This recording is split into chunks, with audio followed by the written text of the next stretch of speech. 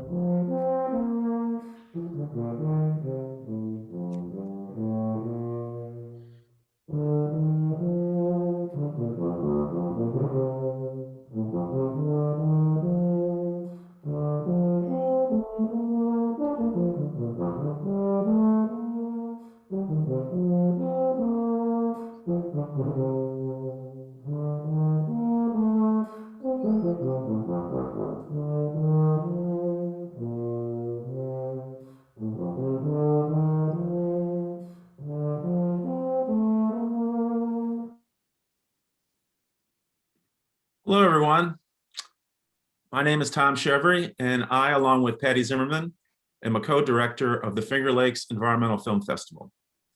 It was a year ago, just a year ago about this time, that we had to shut down, we had to pull the plug on our Embodied Festival, and we ran 3 online exhibitions instead.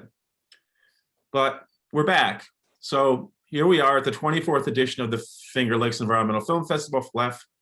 This year, it's been an historic year, I think, as we all know. COVID, protests on racial inequality, masks, vaccines, the attack on the Capitol, the Zoomiverse, Zoomification of learning. And within all of that, I think we've all found a yearning for connections around ideas and community. And that's why we're here today. This year, for the first time in 24 years, we are 100% virtual. And we have 2 taglines this year. One is FLEFF, a different environment, and the other is We Are the Screen. Both of these were developed by our festival producers, Anne Michelle and Phil Wild. We are delighted now and honored that you can join us for this conversation between Barbara Adams and cartoonist Pedro X. Molina. We'll be doing short introductions to save time for dialogue. And during the event, we ask you that you look in the chat for more extended biographies. And there'll also be links and references to the various topics that are discussed in today's event. Participants should use the chat also for questions as they think of them. And then at the end of today's session, we're going to ask all of you to unmute your microphones and to put your video on if you don't have it on, and we'll applaud our presenters. So let me briefly introduce our interviewer today, Barbara Adams. Barbara Adams is my longtime colleague and friend, who is an associate professor of writing and director of the internship program in writing and publishing at the college and a regional arts critic.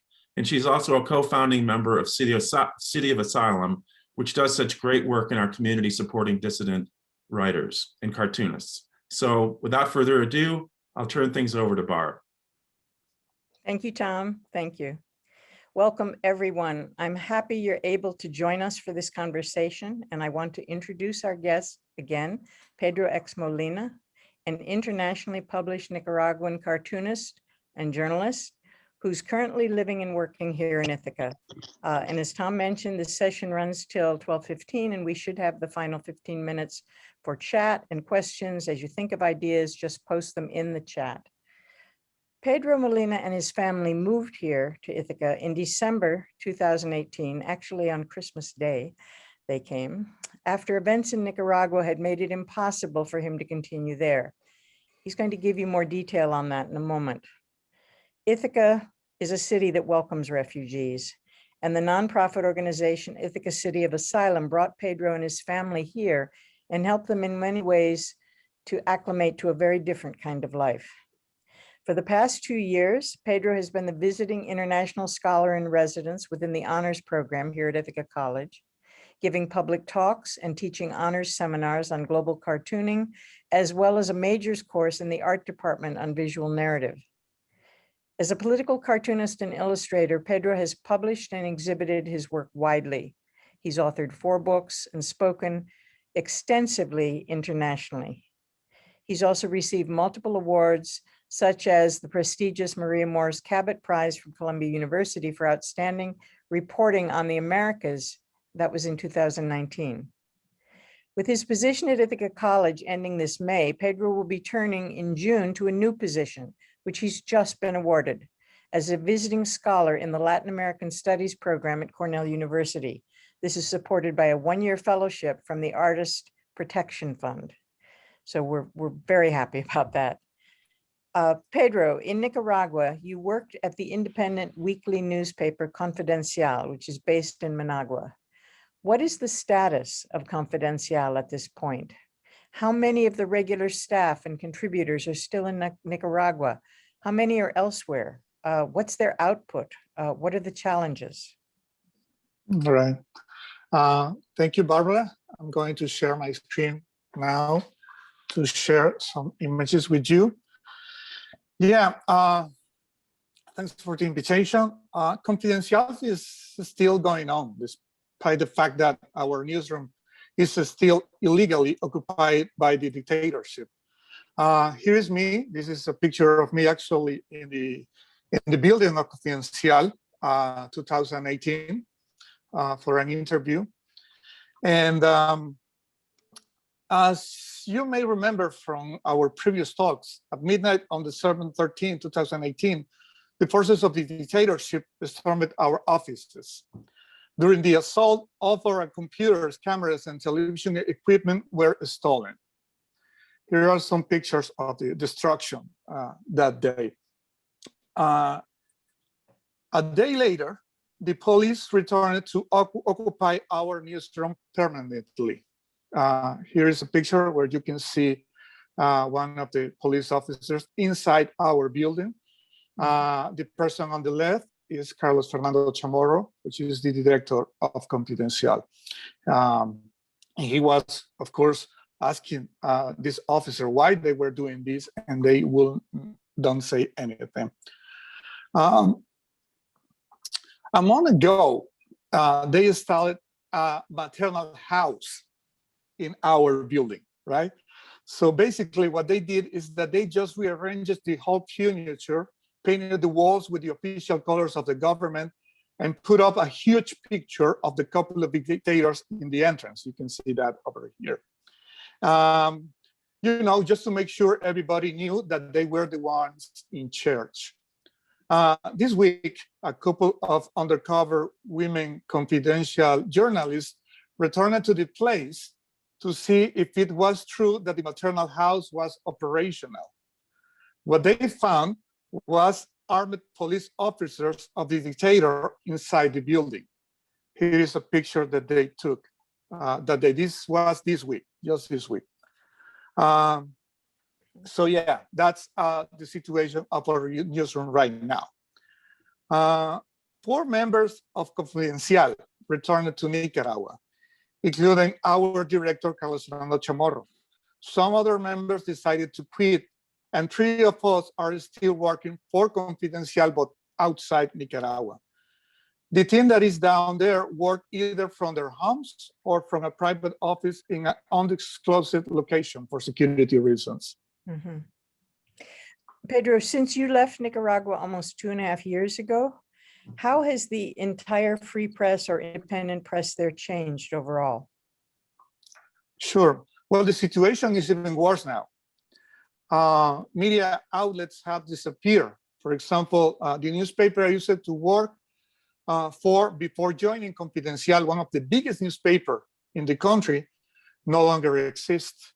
The dictatorship, passed a combo of 3 new punitive laws to threat the independent media outlets and the Nicaraguan people in general. The first one was the law of foreign agents to force independent media outlets that receive funds from international projects to register as foreign agents in order to label them as not real Nicaraguans. And the second one was the special cyber crimes law, also referred to as the gag law. I did a cartoon about that, which is the one that you are seeing right now. This one threatens media outlets and citizens in general with several years of imprisonment if they publish something on the internet that the dictatorship may consider a threat to the honor or the stability of the country. And the other one is the hate crimes law, which created the possibility of life imprisonment for hate crimes. Now, about this, we have to remember that the official discourse of the ruling couple, especially Rosario Murillo, the vice president and President Ortega's wife, is that all those who oppose the regime are not real Nicaraguans, right? And that everything they do it out of hate. What is the political situation in the country right now?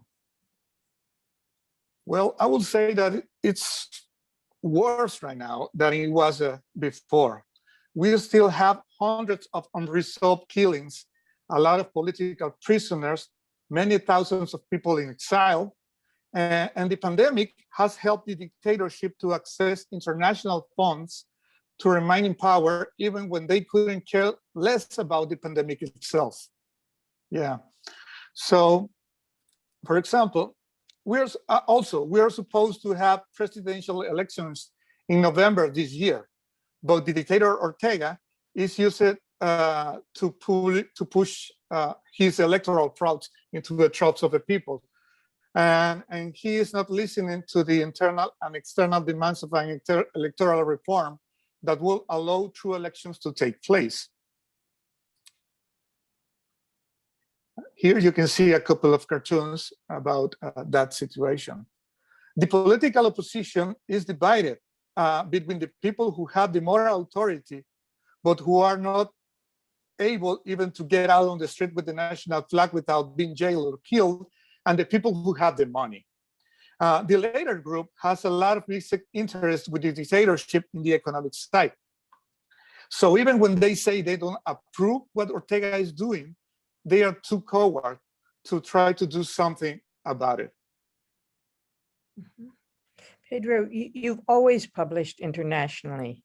How has it been to publish your work while living outside your home country, unable to return? It has been difficult. I share the same frustration, the same anger of my family and friends who are still inside Nicaragua. But at least I'm able to do something with it and to channel all that through my work as a cartoonist. When a lot of people can't say nothing inside my country. So what should be a right for everybody has become a privilege for me, and also a responsibility. Mm-hmm. What's been the experience of other artists and journalists that you're in touch with who are also producing their work from de facto exile? Well, we are trying to do the best we can with what we have. We are juggling between covering what is happening in our country and trying to make ends meet over here, and it's not easy, not easy at all. I mean, especially with the pandemics, things over here has been very difficult for everybody, and we are not an exception to that. So, yeah. Has your work changed since you left Nicaragua? And if so, in what ways? Well, by the way, just before that, I was sharing these drawings that I wanted to address. These drawings are quite different than my other stuff, which are political cartoons. These drawings are part of another project that I have been doing. Each October since 2018, I have been trying to draw one victim of the dictatorship every day. And these are samples of those drawings that I have been doing, trying to talk about their names, their dreams, and how they were killed by the dictatorship. Now, about your question, I keep doing the best way I can. I keep doing my work the best way I can, the same way as before. Maybe the most important change connected somehow to my work is that before April 2018, when the protests began, I used to stay away from social media. I was just doing my cartoon and going into universities to talk about them. But beyond that, I was pretty anonymous as a citizen. Nowadays, if you're a recognized member of the independent media, many people turn to you on social media because that's how they get most of their news and analysis now, online. Or maybe because in a country with a long tradition of disappointment in political parties, people are looking for some reliability, and they think they can find that with us. Or maybe they just hate your guts and want to make sure you know about it, you know?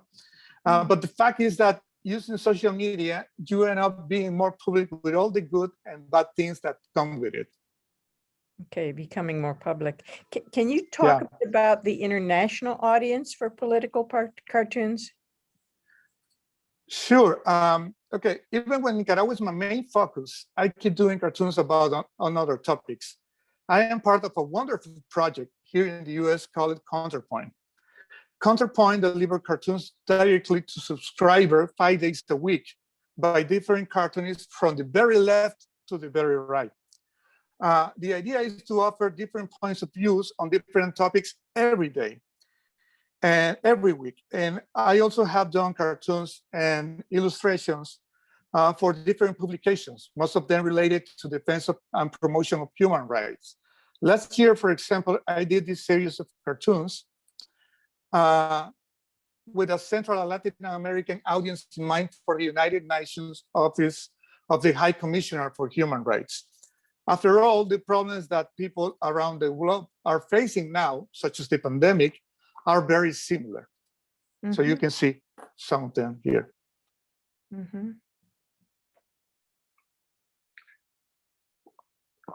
All right.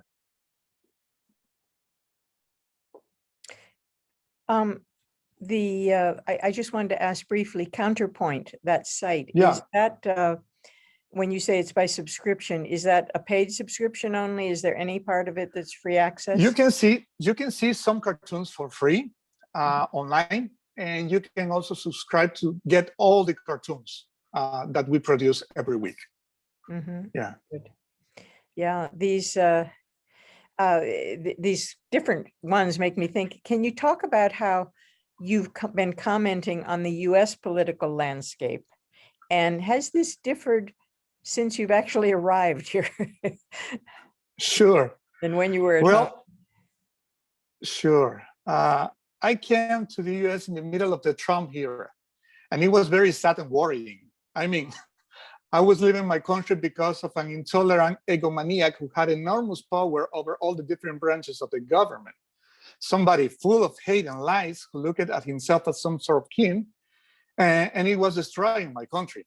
And here I was, watching many of those same behaviors in a US president. And even now, that feeling is not completely gone. I remember when Ortega lost his historic 1990 election, he warned the country that he will be rolling from below. And he did it by manipulating people to create chaos until he was able to get back into the presidency, changing the electoral laws to achieve his goal. And tell me if that doesn't sound familiar here when you are reading about Trump wanting to run again in 2024, or about voter suppression strategies. So Mhm. it's still worrying for me. Yeah, Yeah. I can imagine. So ironic. Yeah. How have the constraints of the pandemic altered your work and your career? Well, even before the pandemic, I was already used to being by myself in my studio, working all the time without even getting out too much. So in that sense, it was not a big change. By the way, there was this wonderful project that a University of Mexico did last year. The UNAM, by the way, Mexico did last year, where they created some sort of online diary where they asked artists from all over the world to share how they were dealing with the pandemic. I did this short comic about that. Let me show you some of it. Okay, here is the comic, and represent pretty much my entire life since I decided to become a cartoonist at age 17 until today. So this is pretty much basically me at 17, and my daily routine as a cartoonist. And,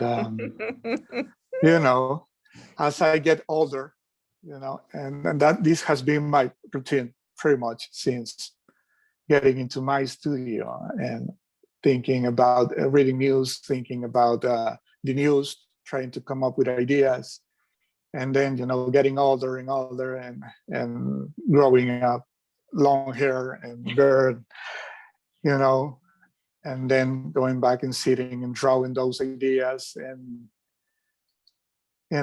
until today. So that's pretty much my entire life in a comic. And then I was Pedro? doing a joke in the final. Yeah. Can you translate that last Sure. screen? Hello? I was just about to do that. Yeah. Good. So in the last panel, it's me and somebody's calling me, complaining about the quarantine and telling me how they couldn't instead being locked in their houses for 15 days and how I was dealing with that, right? So, but so it's funny to me because I have been doing this for more than 25 years now. So, all right. So that was the comic that I did about that. That's great. Now, can you talk about your creative process? Where do the ideas come from? Sure. So basically what I do is that I start my day reading the news and naturally gravitate to those topics that I find interesting that day. Something that I feel, I'm looking for something that I feel that I need to comment on. Once I get that, I start thinking about what I want to say about it and what could be the most interesting visual way of saying it, and start playing with my digital pen and sketching those ideas. You can see some of those sketches here. And then I will show those ideas to my family, to friends, to colleagues, people whose opinion I trust before deciding which idea to pursue. After that, it's decided, the fun part begins. As you can notice by looking at my work, unlike some other colleagues that have a very distinctive style, I like to try different styles. Basically because I get bored if I'm drawing always in the same way. Yeah. Working digitally allows me to jump between styles and tools very easily. So you can see the sketches that I was doing during the insurrection in Capitol that day. And these are the different sketches that I was working on. And then I decided to bring some of my Latin American perspective into the topic and ended up doing this cartoon. This was my final cartoon that day. And you can see that's Castro and Chavez in hell. And they're watching The Apprentice. Okay? That's our boy. It's how ironic things have become. For me, ideologies no longer serve to explain today's war. We have to go beyond that. Yeah. And here is another one. Let me see if I can get this to play. Okay, so this is a recorded process and how I work. and the different tools that I use. This is another cartoon that I did for Counterpoint. And I did this one when the GOP was talking about unity after what happened in January at the Capitol. So I was thinking, what are they trying to hide behind that call for unity? So I came up with this idea, right? Mhm. And that's how I basically do all my cartoons. Yeah. I have two questions that are just in response to these. Sure. One is, at what point in your career did you move from drawing with materials to digital drawing, and why? And what change has that made for you? Well, I made the change in 2008, and it was just because, to help with the production side of the work. If you are working with actual watercolor paintings or oil paintings or ink, and you are on deadline, there is a lot of chance that you will mess up something very quickly, and you will not have the time to fix it before the deadline. So working digitally, it's a time saver for me. That's pretty much the main reason I decided to went full digitally. The other reason was that I was already doing a lot of stuff to be published outside Nicaragua, and the digital way of work will offer me a very effective way of translating my stuff. I created a computer font with my handwriting. A computer in what? order to a computer font. Font. To type. Yeah, to translate my stuff very quickly from Spanish to English. So as you may have seen this in some of the cartoons I already showed, that they are in English, even when they are about Nicaragua. I just translated those for you guys, so you can be able to read them.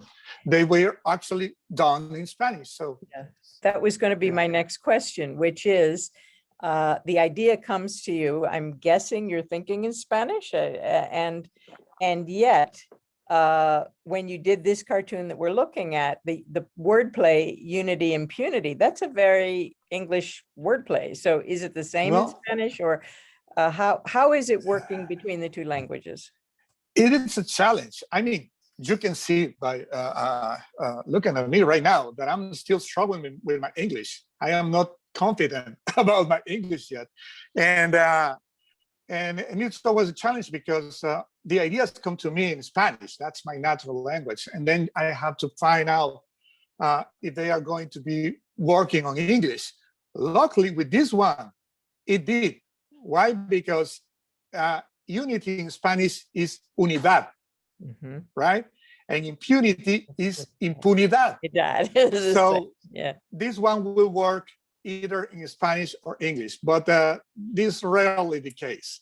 Yeah. Most of the time, a lot of the stuff that I do originally in Spanish don't translate well on English, and you are kind of missing the joke or missing the point. And then the other way around. Sometimes I do cartoons in English that it will not work well on Spanish. Yeah. Good. In general, as you're working right now, what are the risks? Do you ever wonder how far you can go in terms of challenging or critiquing the status quo? Well, I know this job has risks.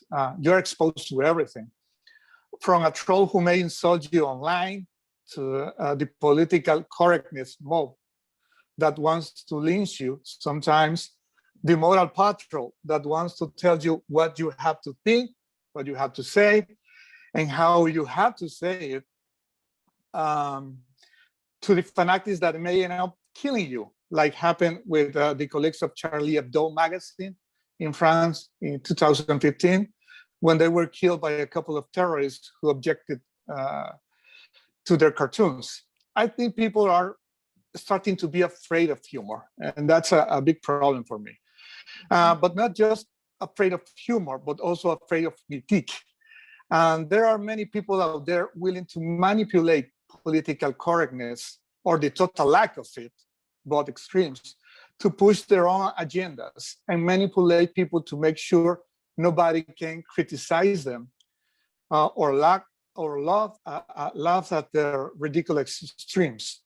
For me, that's very dangerous because the ability to laugh our mistakes as society and see them well as mistakes, thanks to criticism, is what allows us to evolve and become better human beings. And if you want to change people's mind in an honest way, the best way to achieve that is through education, helping people to discern by themselves what is good or bad with arguments, not by the imposition of some rules that the rest have to follow just because they say so, right? So these cartoons are part of an international debate, really. Yeah, Yeah, absolutely. They give voice to that. Thank you so much, Pedro. We're going to have time for questions now, but I urge everybody to, if you want to see Pedro's work further, this is so tempting to see it so quickly. You can go to his website, which is www.pxmolina.com, but he says it's going to be updated pretty soon and revamped. Yeah. Most of the time, most of the time I'm putting all my stuff on Twitter. So if you want to go there, it will be easier for you to see the new stuff. What is your Twitter account called? PX Molina. PX Molina. Okay. So if you want to see all the new work, it would be on PX Molina. Good, good. We have plenty of time for questions, and Michelle asked a very good and difficult one, which is, you said that in Nicaragua, everything the government does is based on hate. Can you expand on that? No, I mean, the official discourse of the ruling couple is that everybody who opposed to them, they are doing because of hate, right? And they are always labeling people who oppose the dictatorship as not real Nicaraguans or someone who's been paid from outside to create, instability inside the country. All the usual excuses that dictators like to use everywhere in the world, right? There is always a problem of the rest of the world trying to get into their country to damage their reputation, that kind of stuff. Yeah. But I'm talking about what they say about the people who oppose to them. Okay. Yeah. In the there are a lot of articles and links to the things you've mentioned in the chat, but I don't see any other questions. Would anyone just like to, who's present here, would like to raise their hand or speak out and ask Pedro a question just more naturally? Yeah, I'm going to unmute and ask Pedro. It's wonderful to have you in Ithaca. It helps us identify ourselves to be part of this community, and I'm really happy. What has been the benefits of living in Ithaca for you? Has it been tough or easy? What brought you joy? What brought you angst? Sure. Well, I think the most important thing is that I'm able to keep doing my job without worrying if I am going to have, a police patrol outside my house at any time, right? So that's a big plus. And getting to know that I can go to sleep after a day's work, and I don't have to worry about paramilitaries coming in and taking me out of my house and putting me in jail, for example, or something else. So that's plus, and being able to keep doing this, because it's not the same when you have to, like a lot of people have to do, is that when you leave your country, you leave everything behind. You can't do nothing about what is happening down there, right? So you have to adapt to your new life, and you kind of, even if you don't want to forget about it, the life itself is driving you into that road. And being able to keep that connection, and not just keep that connection, but actually doing something about it, and trying to contribute to the freedom of my country, at least by doing my little cartoons. It's a great thing in a personal level and not just in a professional level. The things that are not that great, well, the weather. You know, we come from That was a tropical shock country. to come in December. Yeah, we come from a tropical country, and even when I like cold, I prefer it to the other option. Over here, it's kind of, you know, a little too much. So it has been a challenge to adapt to that part of the of life around here, and of course the language, the language barrier. I read English pretty well, and but I never had, you know, to speak a lot on English, and I'm still struggling about that, and I'm very self-conscious about my English, and I'm always trying to find the right words, and sometimes I feel like I can't explain myself well enough in English as I will do in Spanish. I do remember a joke about there is this great sitcom when there is a Latin woman, and she's always complaining about she can't express well enough in English, and she said, "You should see how smart I am in Spanish." So, and sometimes I feel that way because of that. But yeah, beyond that, everything has been great. All the good friends that we have been able to do to make here, from Ithaca City of Asylum, from Ithaca College, from everywhere. They are really amazing people. Yeah. Pedro, we have a couple of good questions in the chat. I wanted to ask. I want to ask them in a certain order. Someone asked, can you talk a little bit more about your work with Ithaca City of Asylum? How did you get involved? And I, in full disclosure, I should say I've been a board member since the beginning. Sure.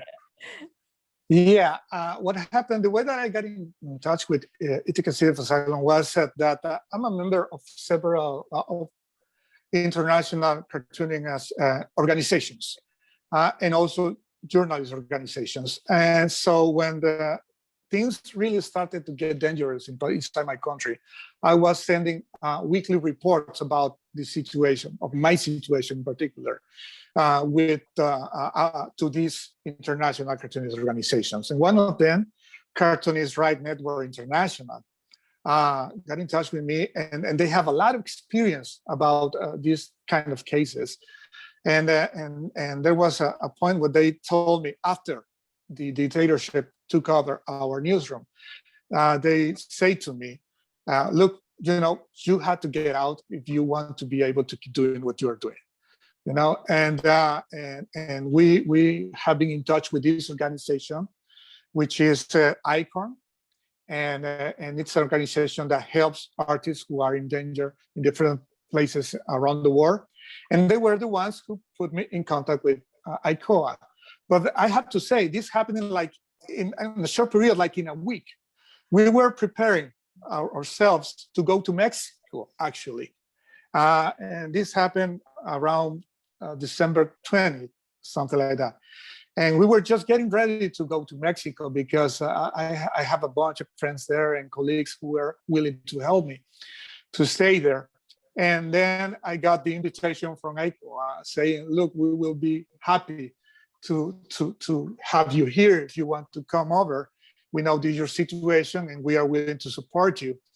So we discussed that with my family, and we decided to come in here. And that decision was made in a period like in 24 hours or something like that. And then we took a small suitcase and we got out of that. Got out of there, yeah. That's how it went. Mm-hmm, mm-hmm. And you left behind their other family members. I mean, you brought your immediate family, but you left behind other family members and your home, everything. Aurora asked, how do you cope with homesickness? Well, it's always hard. And right now, because I have, this is something very interesting. This is my second exile because of the same guy, all right? back in the 80s, Daniel Ortega was the president. If you remember this, he was the head of the Sandinista Revolution government. And at that time, my family, my father and my mother, they had to leave the country because of the situation. And I was a kid. And we had to leave the country, and we ended up going to Guatemala because we didn't have money or connections or knew any other place where we could go. So we went to live in Nicaragua in Guatemala for several years. Mm-hmm. And that was very hard to do. I was a 10 years old kid, and it was very difficult to me. And this time around, it's not like it's easier, because of course you miss your parents, and you miss the rest of your family, you miss your friends, you miss your house, you miss your town.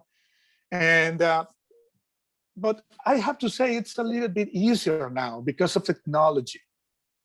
No, because at least now you can talk to people through the internet, you can see them, and that's one thing that you couldn't do back in the 80s. So even when it's not a good situation, I have to say it's not the same as the last time. At least I am now able to communicate better with my family and friends out there. Yeah. Pedro, Wales asked whether you could mention maybe some cartoonists, either present or past, that you admire or that you've learned from. I know you teach about a lot of them. Yeah, there are so many of them that sometimes I feel like it's unfair to mention some names and not to mention some others. But just from the top of my head, the first ones that I saw when I was a kid back in the 80s in Nicaragua, it was Kino, very famous Argentinian cartoonist. He created a character that is beloved in all Latin America. That character was Mafalda. So I used to read a lot of his stuff at that time. Another one was another Argentinian cartoonist, Fontana Rosa. And the other one was Carlos Jimenez from Spain. They were like, the first ones that I saw, and I saw their stuff, and I think, look, I want to do this, right? And then from the US, Herb Block, who was the cartoonist for the Washington Post for many, many years. It's a big hero of mine. Jeff McNally, who died ill in the 2000. And from Europe, people like Daumier, the French cartoonist, for example.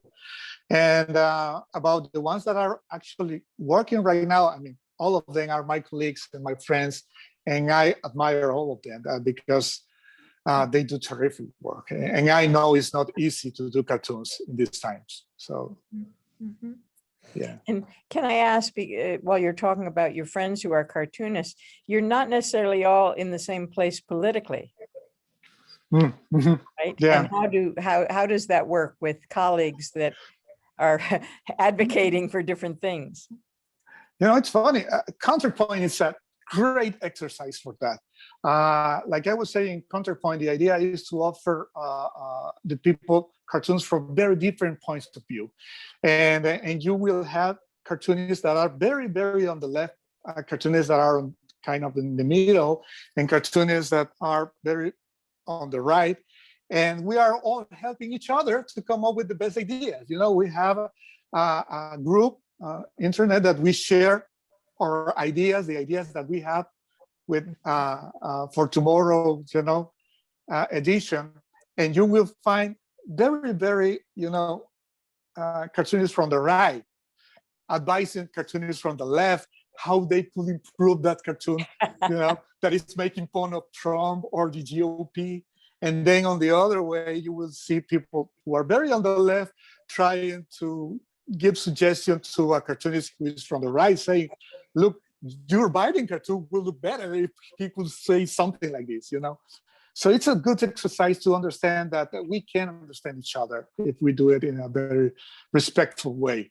And when we get together for cartoonist gatherings, and it's always funny to be on the same table, and talk about these issues. But most of the time, we have a lot of things in common. We have a lot of topics to talk about. For example, how some people may misunderstand your cartoons without even, thinking twice about what was the real intention of a cartoon or stuff like that. So we have a lot of things in common. I do not want to say that there are some cases that are too extreme that nobody wants to get in touch with those people, because there are a couple of those cases, but they are very rare. Yeah. Pretty much everybody gets along very well. Yeah. There's an interesting question from Ben. It's sort of complicated. Does putting your work on the internet give it an added layer of meaning or communication? And are your messages communicated differently if they're on a website or in print? So them being on the internet, do they become more or less urgent, more or less clear? What do you think? Well, it's a different thing. I come from the newspaper business, from the newspaper tradition. And internet is a challenge because every day there are fewer newspapers and fewer people who read newspapers. And newspapers are so afraid of losing readership that they don't want to offend the readers and they want to cut costs. And when they put those things together, the first thing they think about doing is, firing their cartoonists, which is very sad because cartoons are always and are right now still very popular, not just in newsprint, but in the internet in general. This is a form of communication that only takes 2 seconds for you to understand it. So it's perfect to share on social media, for example, and you are entertaining people, you are informing people, and you are trying to make them think in 2 seconds. So it has a lot of potential, but you are not seeing that still, something, some people are still missing that angle and trying to get the best out of it. And when you put your stuff online, of course, it's also different now, because back then when you were in a newspaper, there was a gatekeeper that it was the newspaper who will get all the hate mail, and from time to time you will get the letters and you could read it, but there was a lot of distance between those things. And now everything happens, in a second online, and you have to learn how to behave on social media, and you have to learn how to deal with trolls, how to deal with haters, and try to, to navigate that situation, and that can be very complicated. Yeah, is that one of the things that you talked with your colleagues about? Yeah, How to- absolutely. Yeah, Yeah, how to deal with this kind of stuff. that's very yeah, interesting. and all the bullying, and yeah, especially when you are doing your work in an environment like the Nicaraguan one, when there is a dictatorship going on, and dictatorship is able to pay a lot of people to go online and attack you. So it's very hard to deal with that situation. You have to learn how to understand that, how to read all the different reactions online. Yeah. Yeah. Annie, cooking, right? Annie asked. When you're on Zoom, there's, I can hear you? No. How do you know? We have somebody's voice on, I'm not sure. Annie had, or Stephanie had a question specifically. Do you have any kind of favorite topics or themes that you find yourself referring to turn to cartoons? No, I don't have favorite topics. I try to go with what is on the news that time. Okay. Of course, politics are always, in my radar, because especially in my country, everything is connected to politics somehow, some way. Everything, culture, sports, social life, everything is connected, because, well, we have a ruling couple that kind of decides everything, all the different policies in my country. So you end up always talking about them most of the time. But and about international topics, I try to talk about whatever is happening at the time. For example, I need to do a cartoon for next Monday, and I am already doing sketches about that, and I'm thinking about the mass shootings. So I will be talking about that. Yeah. Yeah. Eat. Yeah. Have you done any cartoons on the Biden administration in its infancy? Well, I haven't had a chance to do a lot of them because the way that we work in Counterpoint is that there is a schedule, and you get a day when you need to do a cartoon on. Mhm. And like I was saying, since I was always working with the topic that is kind of the news that day, the days that I have been doing cartoons this year have not been, Biden related cartoons, but I'm looking forward to doing. I have done cartoons about Biden, but before, Mhm. but now I'm just practicing right now and trying to get my Biden right. Yeah. Pedro, you showed us that cartoon of your career. Tom Chevry was asking, what about before the career began? In other words, what were the steps that led you to cartooning and then ultimately to doing it professionally as a political cartoonist? Right. Well, like I was saying, I grew up in the 80s in Nicaragua. All of you who are, who have enough age to remember, at that time there was economic embargo, who was put by the Reagan administration on Nicaragua because of the war at that time. So as a kid, I didn't have access to a lot of things. We only had one TV station that will function only for a couple of hours. And from those hours, only a fraction will be cartoons, for example. So I will not be watching a lot of cartoons when I was a kid. I do remember watching the Looney Tunes stuff, for example, but beyond that, not very much. And we also didn't have access to a lot of comics, superhero comics, for example. You couldn't find it in Nicaragua. You couldn't buy it anywhere in Nicaragua. So since I like a drawing, the only thing that I will find to read were these comics from Argentina, like the ones that I was talking about. Mafalda and Paracuellos from Spain, a lot of cartoon magazines that came out of Cuba at that time, or Mexico. So that was the kind of stuff that I was exposed to, humor, right? Cartoons. Maybe if I was exposed at that age to superhero comics, at some point, I may have decided to become a comic book artist, but that wasn't the reality at that time. So for me, getting into cartooning, it was like the natural way to go because that was what I was reading at the time. But when did you discover you could draw? I think it's not like I discovered it. It's like, all kids draw all the time. So I was just another kid. Maybe what I noticed a few years later is that most of my friends stopped drawing and decided to go play soccer, or play baseball or do something else with their time. And I was happy with myself just sitting on a table and drawing, cartoons. And so I think that was the process. It's not like I thought, okay, I knew that I wanted to do something with it. That was for sure. I want to pursue this. I really enjoy drawing. So I didn't knew if I was going to become a painter or an illustrator, Mhm. which I'm also because I also do illustrations. But and the other thing it was that my house was always full of political discussions, right? So I was always hearing about the politics, even when I was a kid. So I think that mix of things, my appetite for art and my interest in politics and opinions and everything, they came together at some point. Yeah. And helped me become a cartoonist. Yeah.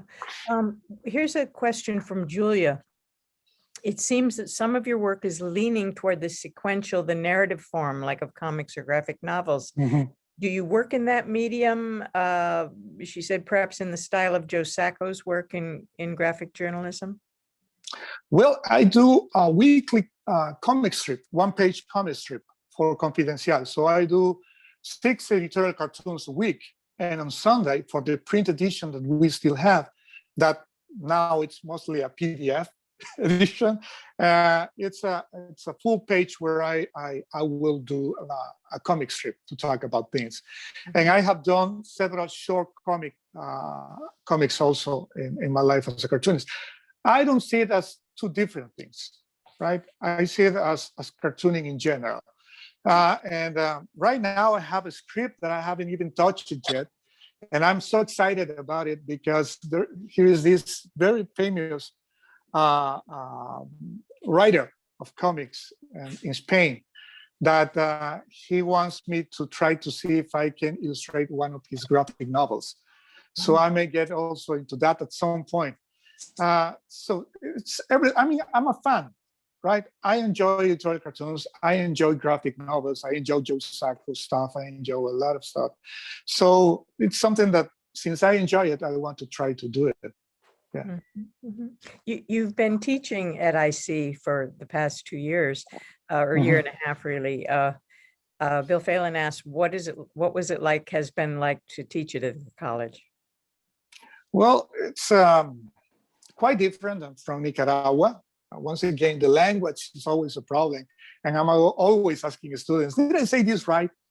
Do you understand what I'm trying to say here? And that challenge, that part was a challenge, but it has been a very, very interesting time to find out how new generations relate to humor and how they relate to the fact of criticize what's around them. And even their own generation, how they feel about their own generation. And in my classes, we always try to, I'm always trying that all my students come up with their own ideas, with their own comments about the world that surrounds them. And it's very interesting to see them struggle with it, right? Because sometimes they have a lot of restrictions that I didn't have when I was growing up. They now have to be very conscious. Sometimes they are too conscious about the way that they're going to draw somebody, the way they are going to make a point because they are afraid of offending anyone. And it's very weird times right now. And of course, you know, there are a lot of people who were not done in the best way back then, and you have to kind of move on and learn how to, you know, do this stuff now. But it's a challenge. It's very challenging to them, and I do think that there are a lot of talented people out there, and some of the cartoonists that I admire right now are in their 20s, and they never published anything on a newspaper. Mm. I know their stuff because I saw it online, and the way that they think, the way that they come up with their ideas, and how they choose to portray those ideas, I also learn from them. Mm-hmm. You know, because you are always learning in this profession. Yeah. You're operating and you're moving between several media, actually. Yeah. And there was another, perhaps a final question. Well, actually, we have several more from Grace asking, how has social media affected how quickly you have to produce and publish your work? What's the timeline like? And the news cycles move so quickly that things, don't they become old really quickly? So how do you deal with that? Once again, it's a challenge. Most of the time I will be using Twitter because for me, it's the more, I don't know. When I went into a digital news website in Confidencial, remember, like I said, I came from a newspaper. I didn't even use it social media, but since I was going to be on a internet news site, they asked me, look, you have to have a social media presence, so choose one of the places. So and I was trying to, and I decided to go on Twitter, especially because in Nicaragua, in particular, in Nicaragua, Twitter was being used by journalists, by intellectuals, you know, but people who were more interested in sharing content with them more deep. And Facebook was full of greeting cards and all kind of nonsense that I didn't care about it. So that's was the reason I got into Twitter.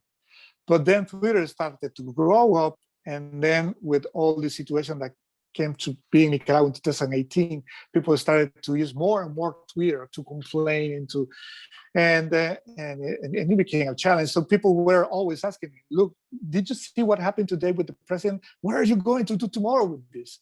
And then, oh my God, you don't know what to do. So the way that I approach it is that in my cartoons, I want to focus on the most important topics, the main things that are happening. And from all the other stuff, I will maybe write a Twitter. Maybe I'm doing a sketch and I am thinking, this sketch, it's a funny play word that I could use it on a tweet. And this topic is not as important as to do a cartoon about it. So in those cases, I will put a tweet on Twitter about it. And people are really respond to it, and they share it, and they if the joke is good, they will send it even to the politicians and say, look what Molina is saying about you, and that kind of stuff. So it's it's very interesting, but you have to kind of draw the line. For example, this year I was trying to compromise, and I was deciding to not use ideas that I could use for my cartoons in tweets, try to save those ideas. But that good wish lasted like a week.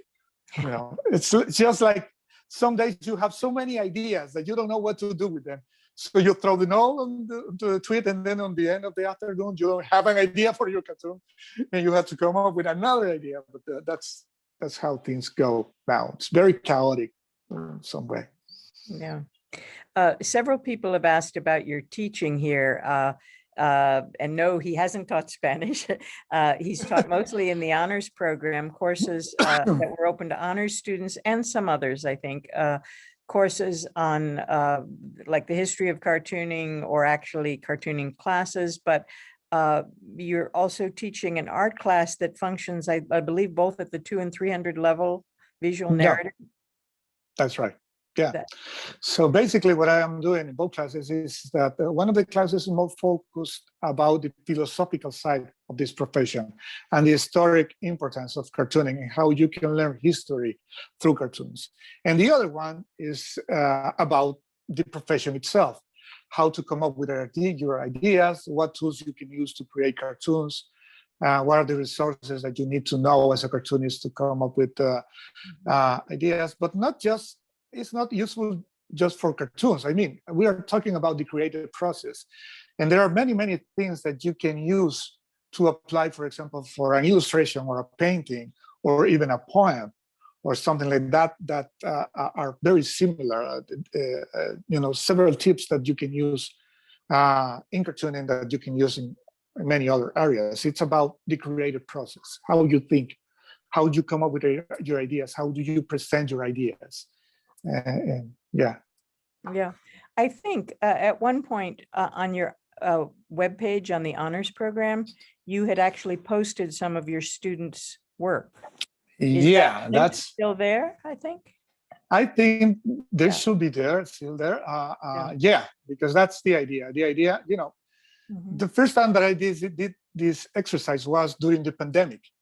So it was very interesting because I told the students, talk about whatever you care right now. If you don't feel like you want to talk about Washington politics, don't talk about that. Talk about something that you really, really, really care right now. So they started doing a lot of cartoons and ideas and about how they were feeling because of the pandemic, about how they were feeling about having to go back to their parents, and living there, and all the challenges of online learning and all that kind of stuff. And that happened last year. And right now I'm seeing some ideas about, for example, Ithaca situation, Ithaca College situation, some cartoons about that. So you see, that students are caring about this stuff. Yeah. And that's very, very rewarding and interesting for me. Well, It's a kind of course focus with built-in engagement because their opinions Yeah. are central. Yeah. Yeah. We're almost out of time. I thought I would end with one more question. Tom Chevry asks, because he loves your work, would it be possible to purchase a signed print of one of your cartoons? I think if we meet at some point, you are going to be able to do that. There's a store, a Counterpoint store, where you can buy some stuff. But beyond that, it's just contact me. Let me know you want something, a signed print or something, and we can, take care of that. Yeah. Well, I would remind everyone that what is the website? www.pxmolina.com. If you want to pxmolina.com. see more work Yeah. or have questions, you could write to either of us. Thank you so much for your participation and your good questions. And there are so many more FLEFF events for these next 3 weeks that are wonderful. I urge you to keep on coming and stay healthy, everyone. Thank you. And right now, we ask everyone to unmute and turn their cameras on, and please give a round of real applause to Pedro Molina and Barbara Adams. All right. Thank Thanks, you. everybody. Thank you very much. Okay, Julia, Hola, cue the Pedro. outro. Hola. All right. Oh, Okay. That was great. Okay, wait, Are we- everybody. are- Wait, we're rolling. We're gonna roll. All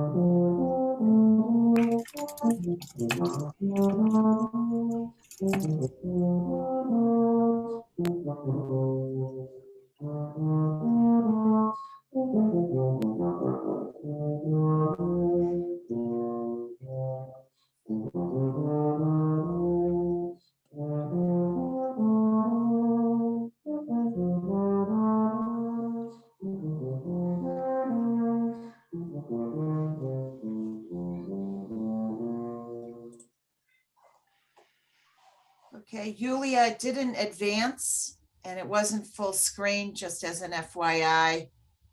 should we stop recording at this point? Yes, you